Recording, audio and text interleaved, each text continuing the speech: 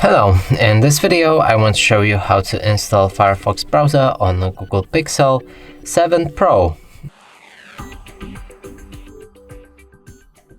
And to do this, first we'll need to open a Google Play Store. So here I should be able to find it. Now look for the Firefox on the search. Select this app and download it.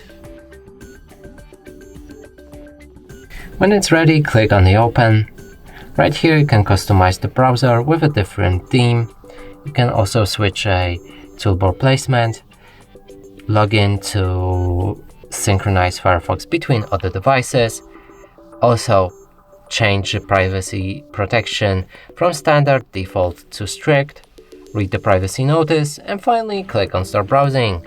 Now we can open any website, and as you can see, it works fine. And that's it for this video. Hope you like it. Please consider subscribing to our channel, leave a like and a comment below.